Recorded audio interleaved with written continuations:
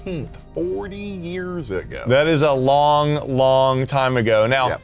I remember at our local video store, they had all the Friday the 13th lined Yep. up in alphabetical order. I would just look at the covers of each one, all the variations, because, you know, it's obviously the mother with the knife in one, and then it's the axe, then it's the 3D. Yeah, the 3D poster is up there as well. Through the curtain, and then this is when they start getting a little bit more creative, because they have the mask and then the axe wound from part 3. Yeah, it's in the mask. And the blood on the ground, right? And so it's just a mask with the wound and blood underneath it. Yeah, so I have seen all of the Friday the 13th. I rented them as a kid. I would get on my kicks, right? And I'd rent 2, take them back, and I'd rent another 2. And they were fun, and they scared me. And by the time I got to Jason Goes to Hell, I was like very scared of watching them, because that one's way more messed up than many of them. The final chapter was not in my memory at all. The only ones I really remembered was Jason Goes to Hell and part 8, Jason takes Manhattan. Yeah. So it was really fun to watch this, and I could not remember when Tommy Jarvis came in and when he was an adult, when he was finally like the foil. So I guess I don't want to like break down the entire movie top to bottom. Yeah, of course, because it's an older movie. Like, I understand that a lot of people, when you've seen Friday the 13th, this is the one that a lot of people get recommended a lot. It was fun watching, and Chelsea watched it with me, considering it's the best one, right? Because it was so incredibly horny. I have a couple of notes that I took. Awesome. I've been waiting for this. About halfway through the movie, I stopped taking notes, and you'll probably guess when I got really into it, right? Yeah, of course. There's a very pivotal point of the movie where it's like, okay, I need to see where this goes. All right, so here are my notes on my watch through. They say, Axel, lol, poor nurse, mom is so hot. Corey, Crispin is a little bitch. Hippie, banana. Hotties, oh, sluts. One slut, one virgin. Okay. Then Monkey Corey, ass. Crispin, little bitch. Yeah. God. Yeah. Twins, no suits at a lake trip. Yeah. Then I put titties. Tommy is handy. Then I put hot hiker, and then I put thirsty Jarvis. I am surprised you didn't put nice pack of patootsies. Yeah, why is that? That's what he says after the streaking scenes. Oh, yeah. I think it's either some pack of patootsies, huh? Or he says something similar to that line. What really stood out was, I think, the star power.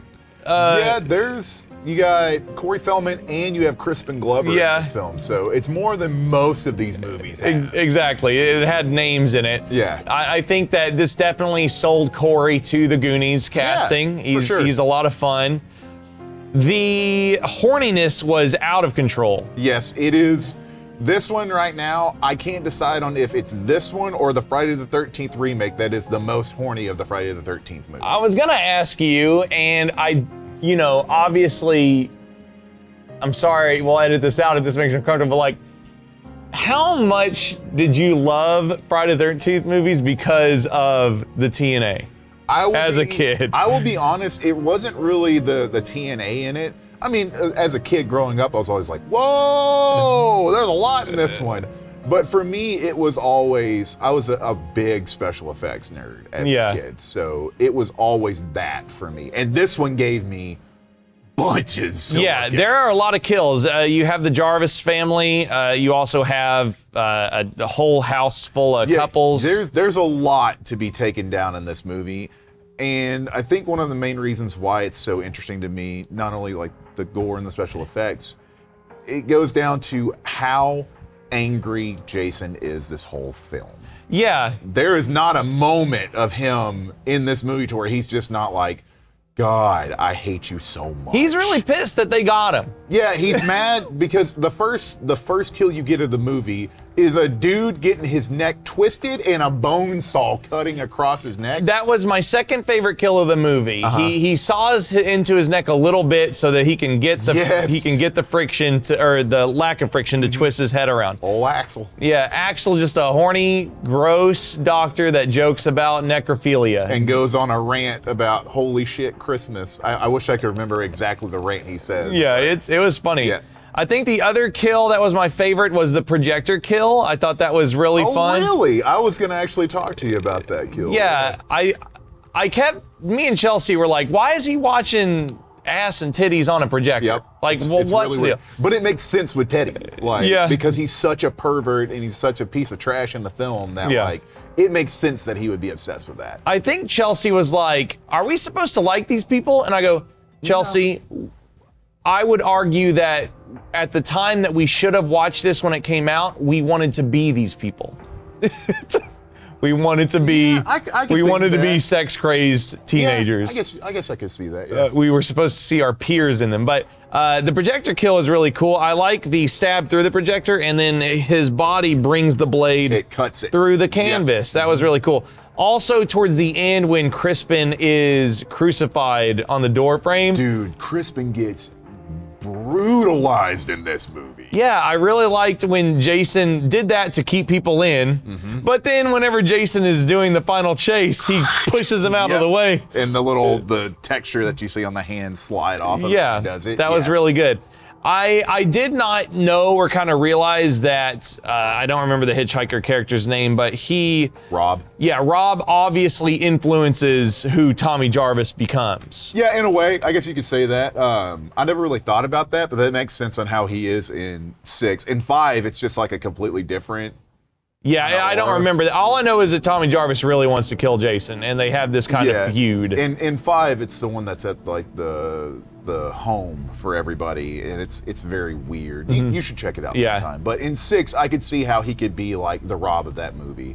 But Rob was another character in the movie that I was like, man, you could have done more with this character. Could have had a cool fight that you could see. But his death in the film scared the hell out of me.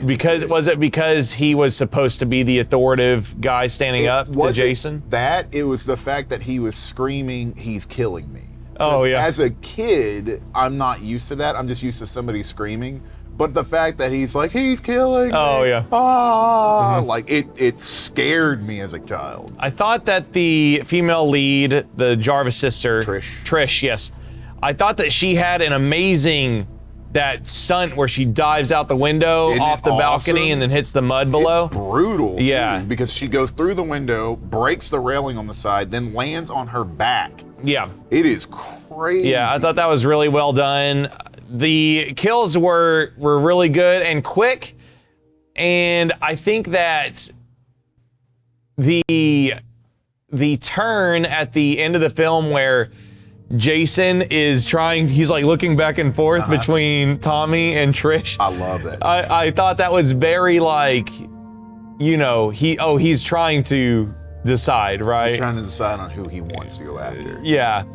I did laugh a lot at Tommy when he shaves his head. Oh yeah. It was genuinely hilarious. But I did appreciate the kind of psychological manipulation. He's very smart. Yeah, and it made a lot of sense that he was making Halloween masks and ghoulish creatures, and he knew how a monster would think, and I thought that was really nice. Very, very high-tech masks and everything that he's making. Yeah. But it's still cool how they did it. Like, I appreciated it as well. Yeah, like far out over what a kid could probably do. But the final kill was perfect. I thought that was outstanding. With burying the machete in the side of his face and the slide down. The last 10 minutes of that movie are, for like an 80s slasher, I think they're perfect. I think I will agree. I think that they're about as quality as you could make it. And while the bar is, in my opinion, like really low. I mean, yeah, they're Friday the 13th. Yeah. I just think it was like a really fun time, and although I can't remember 2 or 3 very well at all, it seemed like a more final way of killing Jason. Also, it really suggested like, cool, he's dead. Oh yeah. Without doing a he's coming back from the grave one more time or something like that. And I think that's why I liked it so much as a kid. It was, not only is he like, oh, we're getting rid of him. No, we are destroying him. Yeah. Like, it is, you cannot be more dead than Jason is by the end of this. But unless they chopped his head off and all that kind of stuff. I mean, they almost did. They pretty much go through the like 75% of the top of his head. I love the weight of him going, like sliding down. Falls and slides. The machete as well. Yeah, it was a good time. Besides that, I thought the mom was just really hot in her 80s track jumper two-piece suit. I thought she was super cool. I was kind of disappointed that she died off screen. It's just when it ended, I was like, oh, that sucks. There is an alternate ending to where I think it's supposed to be like a dream scene, but Trish goes upstairs and finds her mom in the bathtub. And then whenever she's like pulling her up and crying, Jason's behind her and slashes her. Oh, okay, I got you. It's weird. Oh, the shower kill was also good. Dude, I was going face crushing. Yes, whenever I rewatched that, I was like, man, it is so cool. The push, and he breaks the nose first. That's the first thing he does is break the nose, and then he slams the face in. But that, and then the close up on Jason's face after it's over with, is so creepy to me because it's the break, and then crush, and then his face. Yeah. Like, I love that kill in that movie. Do you have any closing thoughts on, like, 40 years and, like, legacy? Like, why would you say this is the best Jason? The reason why I think this is the best Jason is because this is the only time Jason has ever been scary to me. Okay. Every single one of the Friday the 13th that I've watched, he's never really scary to me, except for in this film. And I think the reason why he is, to me personally, is because how angry he is the whole time. How he moves through the house. Yes, he's running after people. He is unstoppable until the very end of this movie. And he's smart in this film. Yeah. He's very quick, or not quick, but he's very intelligent in what he does in it. And every time I watch it, I always have that, like, that eerie feeling, like whenever it does that black, and it's like that blacked out scene to where he's standing in the doorway whenever Trish turns and looks at him in the house before she goes upstairs and jumps out the window. Before she gets out. Standing there. Yeah, before she dives out the second story, and just him standing there and looking and then running after her because he's like, I know what you're about to do, don't do it. And he just starts running after her. So just that and the jump scares in it are really good because I've seen this movie in theaters with like a really good sound system. And it still made me jump even though I knew it was coming. Yeah, we were joking around and Chelsea was like, this is so dorky. Oh, God. Yeah, there's some good stuff like the breaking through the window and grabbing Tommy. Yeah. Like the first time I ever saw the movie, I was like, whoa, he's grabbing a child. Yeah, is Tommy at that point the youngest victim that is in danger in these movies? I want to say yes. Yeah. I want to say up until then. I mean, they're always at like a but it's usually like teenagers. Yeah, I think this is. I want to say yes. I want to say this is the first time a kid is in it, and then after that, like in part 6, there's like tons of kids at the camp. But yeah, I do believe this is the first time there's like a child that's in danger. With Jason. But no, I thought it was really fun. I like the mixture of, I think my favorite thing about it is there's a mixture of sex-crazed idiots that you just want to see die in violent ways, but it does give you a core group of 4 people that the family unit is worth caring about. Yeah, you genuinely want them to survive. Like Trish, Tommy, the mom, and even Rob. Yeah, and like, Rob, yes. The fact that Rob is trying to avenge his sister, which I do believe is a character from 2, if I remember correctly. I think that's supposed to be his sister. And then, of course, you get Tommy has a good moment where he reads the newspapers and understands what's going on. I thought that was at least some dimension to something that could have just been super hollow. Yeah, really neat. But go check out Friday the 13th, the final chapter. It's not called part 4 when I was looking for it. Yeah, it's the 4th one, but it is Friday the 13th part 4, the final chapter. They just have Friday the 13th, the final chapter on it. But yeah, this was Carnage Candy. You could have saw this on Friday the 12th if you subscribe to patreon.com/hangtime, which is our VOD Patreon. So thank you to all our supporters for making this happen. And make sure and watch this video on Grayson's all-time favorite horror movies ever. You might see something on there that looks familiar. What's that? Me.